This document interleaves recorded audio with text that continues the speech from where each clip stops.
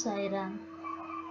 Today we are going to have a prayer on chapter 5, Sri Sai Satcharitra.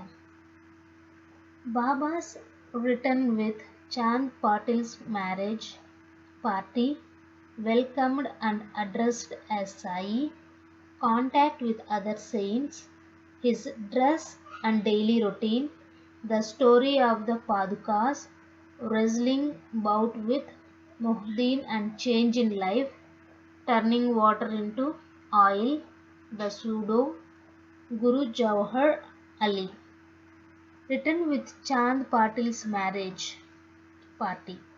As hinted in the last chapter, I shall now describe first how Sai Baba returned to Shirdi after his disappearance. There lived in the Aurangabad district, Nizam state, in a village called Dhoop, a well-to-do Mohammedan gentleman by name Chand Patil. While he was making a trip to Aurangabad, he lost his mare. For 2 long months he made a diligent search but could get no trace of the lost mare. After being disappointed, he returned from Aurangabad with the saddle on his back. After travelling 4 hours and a half, he came on the way to a mango tree under the foot of which sat a Ratna, queer fellow. He had a cap on his head, wore kafni, and had a satka, short stick under his armpit, and he was preparing to smoke a chillum, its pipe. On seeing Chand Patil pass by the way, he called out to him and asked him to have a smoke and to rest a little. The fakir asked him about the saddle. Chand Patil replied that it was of his mare which was lost. The queer fellow or fakir asked him to make a search in the nala close by. He went, and the wonder of wonders, he found out the mare. He thought that this fakir was not an ordinary man but an Avaliya, a great saint. He returned to the fakir with the mare.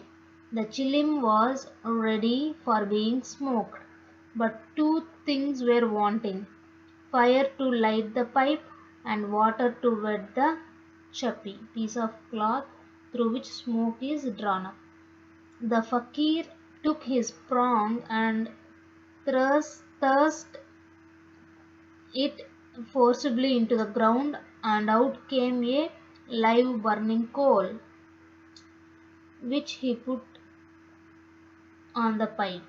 Then he dashed the satka on the ground, from whence water began to ooze.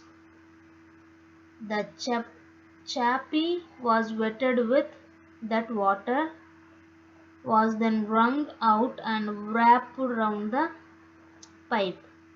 Thus everything being complete, the fakir smoked the chilim and then gave it also to Chand Patil. On seeing all this, Chand Patil was wonderstruck. He requested the fakir to come to his home and accept his hospitality. Next day he went to the Patil's house and stayed there for some time. The Patil was a village officer of Dhoop. His wife's brother's son was to be married, and bride was from Shirdi. So Patil made preparations to start for Shirdi for the marriage. The fakir also accompanied the marriage party. The marriage went off without any hitch. The party returned to Dhoop, except the fakir alone stayed in Shirdi and remained there forever. How the fakir got the name Sai. When the marriage party came to Shirdi, it alighted at the foot of a banyan tree in Bagata, Mahalsapati's field near Kandoba's temple. The carts were loosened in the open courtyard of Kandoba's temple.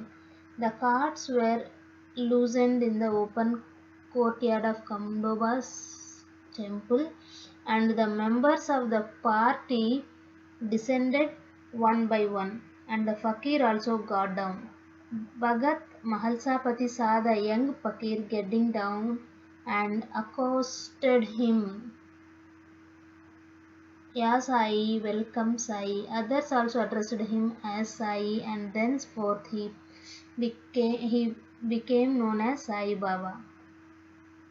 Contact with other saints. Sai Baba began to stay in a deserted masjid. One saint named Devidas was living in Shirdi many years before Baba came there. Baba liked his company. He stayed with him in the Maruti temple in the Chavdi and sometime lived alone. Then came another saint by name Janki Das. Baba spent most of his time in talking with him, or Janki Das went to Baba's residence. So also one Vaishya householder saint from Pantambe by name Gangagir always frequented Shirdi. When he first saw Sai Baba carrying pitchers of water in both hands for watering the garden, he was amazed and said openly, "Blessed is Shirdi that it guards this precious jewel." This man is carrying water today, but he is not an ordinary fellow, and this land, Shirdi, was lucky and meritorious. It secured this jewel. So also one famous saint by name Anandnath of Evalamat, a disciple of Akkalkot Maharaj, came to Shirdi with some Shirdi people. When he saw Sai Baba, he said openly, "This is a precious diamond in reality. Though he looks like an ordinary man, he is not a ordinary stone but a diamond. You will realize this in the near future." Saying this, he returned to Yavala. This was said while Sai Baba was a youngster. Baba's dress and daily routine. In his young days, Sai Baba grew hair on his head, never had his head shaved. He dressed like an athlete. When he went to Rahata, 3 miles from Shirdi, he brought with him small plants of marigold, jayanju, and after cleaning, he planted and watered them. A devotee by name Vaman Tatya supplied him daily with 2 earthen pitchers. With this, Baba himself used it to water the plants. He drew water from the well and carried the pitchers on his shoulders. In the evening, the pitchers were kept at the foot of the neem tree. As soon as they were placed there, they were broken, as they were made of raw earth and not baked. Next day, Tatya supplied 2 fresh pitchers. This course went on for 3 years, and with Sai Baba's toil and labor, they grew a flower garden. On this site at present stands the big mansion Samadhi Mandir of Baba, which is now frequented and used by so many devotees. The story of Paduka's footprints under the neem tree. A devotee of Akkalkot Maharaj by name Bhai Krishnaji Ali Bakar worshipped the photo of Akkalkot Maharaj. He once thought of going to Akkalkot, Sholapur district, taking the darshana of the Padukas, footprints of the Maharaj, and offering his sincere worship there. But before he could go there, he got a vision in his dream. Akkalkot Maharaj appeared in the vision and said to him, "Now Shirdi is my resting place. Go there and offer your worship." So Bai changed his plan and came to Shirdi, worshipped Baba, stayed there for 6 months and was happy. As a reminiscence of this vision, he prepared the Padukas and installed them on an auspicious day of Shravan, Shaka 1834. 1912 AD under the neem tree with due ceremonies and formalities conducted by Dada Kelkar and Upasani. One Dikshit Brahmin was appointed for worship and the management was entrusted to devotee Sagan. Complete version of this story. Mr. B.V. Dio, retired Mamaladar of Thana and a great devotee of Sai Baba, made enquiry about this matter with Sagun Meru Nayak and Govind Kamlakar Dikshit and has published a full version of the Padukas in Sai Leela, Volume 11, Number 1, page 25. It runs as follows. In 1834, Shaka, one Dr. Ramarao Kothare of Bombay came to Shirdi for Baba's darshan. His compounder and his friend Bhai Krishnaji Ali Bakar accompanied him. The compounder and Bhai became intimate with Sagun Meru Naik and G.K. Dikshit. While discussing things, these persons thought that there must be some memorial of the fact of Sai Baba's first coming to Shirdi and sitting under the holy neem tree. They thought of installing Baba's Padukas there and were going to make them of some rough stones. Then Bai's friend the compounder suggested that if this matter be made known to his master, Dr. Ramarao Kothare, who would prepare nice padukas for this purpose. All liked the proposal and Dr. Kothare was informed of it. He came to Shirdi and drew a plan of padukas. He went to Upasani Maharaj in Kandoba's temple and showed him his plan. The latter made many improvements, drew lotuses, flowers, conch, disc, man, etc. and suggested that the following sloka regarding neem tree's greatness and Baba's yogi powers been inscribed. The verse was as follows. Sadanimba vrikshasya muladivasat sudasravinam tiktamupyapriyantam tarum kalpo vrikshadikam sadhayantam namamishwaram satgurum sainadam. Upasani's suggestions were accepted and carried out.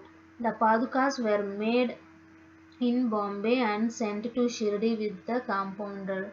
Baba said that they should be installed on the Purnami, 15th of Shravan, on the day at 11 am. G.K. Dikshit brought them on his head from Kandoba's temple to the Dwarka Mai in procession. Baba touched the padukas, saying that these are the feet of the Lord, and asked the people to install them under foot of the neem tree. A day before, one Parsi devotee of Bombay named Pasta Sheth sent ₹25 by money order. Baba gave this sum for the installation of padukas. The total expense of 200, out of which 75 were collected by subscriptions. For the first 5 years, G.K. Dikshit worshipped the padukas daily, and then this was done by Lakshman Kacheshwar Jakadi. In the first 5 years, Dr. Kothare sent ₹2 per month for lighting, and he also sent the railing round the padukas. The expense of bringing the railing from the station to Shirdi, ₹7 to 8, presently 7.5, and rooping was paid by Sagun Meru Naik. Now Jakhadi Nana Pujari does the worship and Sagun Meru Naik offers the Naivedya and lights the evening lamps. Bhai Krishnaji was originally a devotee of Akkalkot Maharaj. He had come to Shirdi at the installation of the Padukas in the Shaka 1834 on his way to Akkalkot. He wanted to go to Akkalkot after taking the darshan of Baba. He asked Baba's permission for this. Baba said, "Oh, what is there in Akkalkot? Why do you go there? The incumbent Maharaj of that place is here." Myself. Hearing this, Bai did not go to Akkalkot. He came to Shirdi off and on after the installation of the Padukas. Mr. B.V. Dio concluded that Hemad Pant did not know these details. Had he known them, he would not have failed to depict them in his Satcharitra. Resting bout with Mohit Tamboli and change in life. To return to other stories of Baba, There was a wrestler in Shirdi by name Muhyiddin Tamboli. Baba and he did not agree on some items, and both had a fight. In this, Baba was defeated. Thenceforth, Baba changed his dress and mode of living. He turned kafni, wore a langot, and covered his head with a piece of cloth. He took a piece of sackcloth for his seat, sackcloth for his bed, and was content with wearing torn and worn out rugs. He always said that poverty is better than kingship, far better than lordship. The Lord is always brother, befriender of the poor. Gangagir was also very fond of wrestling. While he was once wrestling, a similar feeling of dispassion came over him, and at the proper time he heard the voice of an adept saying that he should wear out his body playing with God. So he too gave up samsara and turned towards God realization. He established a mat on the banks of the river near Puntambe and lived there with disciples. Sai Baba did not mix and speak with the people. He only gave answers when he was questioned. By day he always sat under the tree, sometimes under the shade of a branch of a babul tree near the stream at the outskirts of the village. In the afternoon, he used to walk at random and go at times to Nimgaon. There he frequented the house of Bala Saheb Dengale. Baba loved Mr. Bala Saheb. His younger brother named Nana Saheb had no son.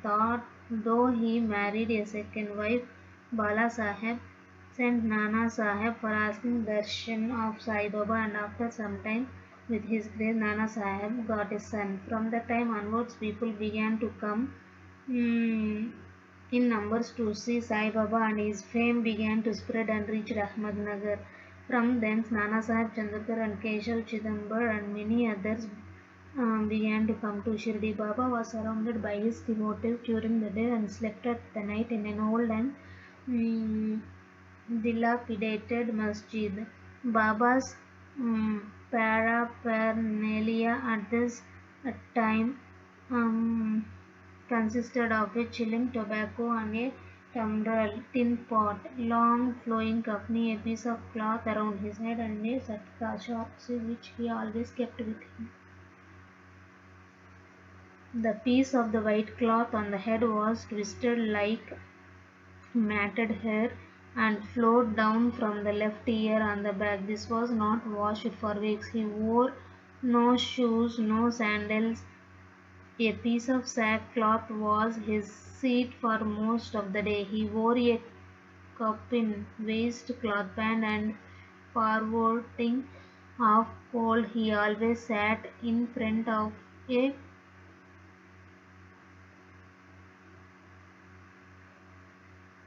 Duni, sacred fire facing south, with his left hand resting on the wooden railing. In that Duni he offered as oblation, egoism, desires and all thoughts, and always uttered Allah Malik, God is the sole owner. The masjid in which he sat was only of two-room dimension, where all devotees came and saw him. After 1912 AD, there was a change. The old masjid was repaired and pavement was constructed. Before Baba came to live in this masjid, he lived for a long time in a place Takia, where with small bells on his legs,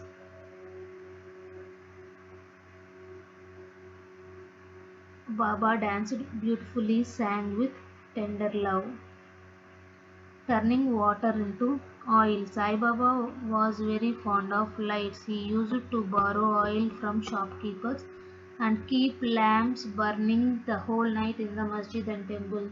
This went for some time. The Baniyas who supplied oil gratis once met together and decided not to give him oil. When, as usual, Baba went to ask for oil, they all gave him a distinct no.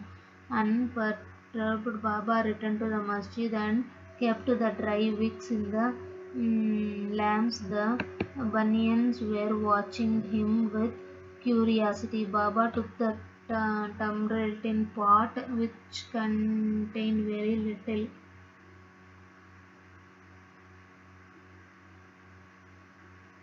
few drops of oil, put water into it and drank it and forced it fall in the container. After consecrating the tin pot in this way, he again took water in the tin pot, filled all the lamps with it and lighted them. To the surprise and dismay of the watching Banyas, the lamps began to burn and kept burning the whole night.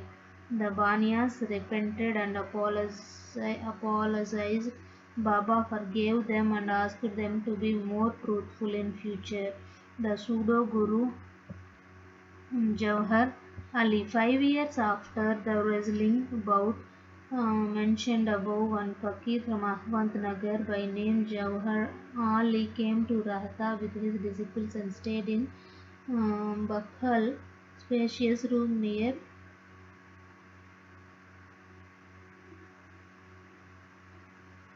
Veerabhadra temple. The fakir was learned, could repeat the whole Quran and had a sweet tongue. Many religious and devout people of the village came to him and began to respect him. With the help of the people, he started to build an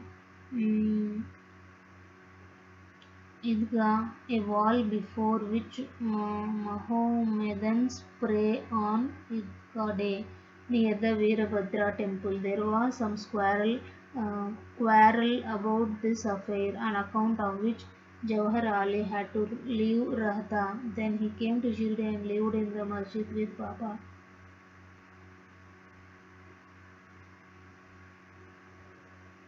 People were captured by his sweet talk and he began to call Baba his disciple. Baba did not object and consented to be his chela.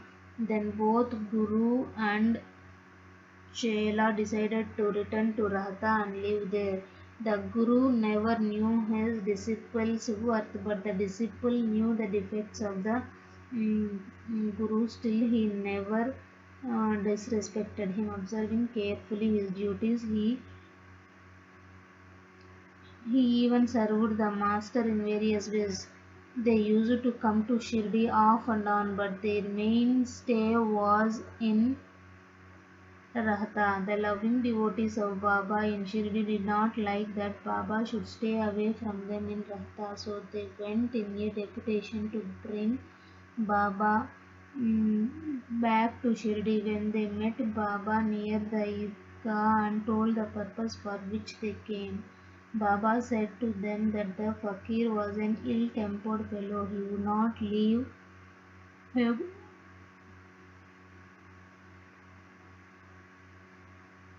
and that they should better return to Shirdi without him before the fakir returned.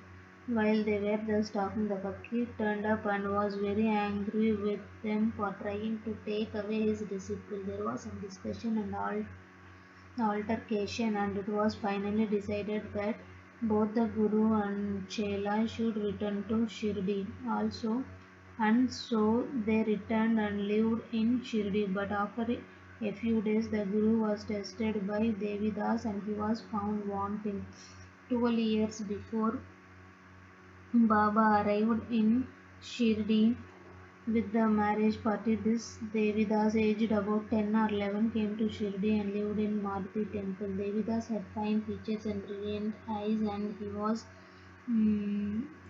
dispassion incarnate and a jnani. Many persons, namely Tatya Kote, Kashinath and others,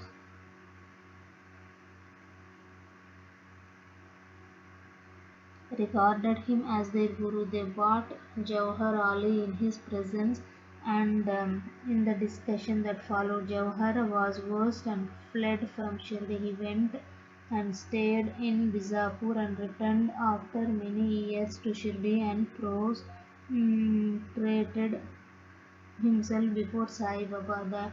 The delusion that he was Guru and Sai Baba, his chela, was cleared away, and as he repented, Sai Baba treated him with respect. In this case, Sai Baba showed by actual conduct how one should get rid of egoism and do the duties of a disciple to attain the highest end, self-realization. This story is told here according to the version given by Mahalsapati. In the next chapter, we will be discussing Ram Navami festival, the masjid, its former condition and later improvement, etc. Bow to Sri Sai, peace be to all. Om Sai Ram.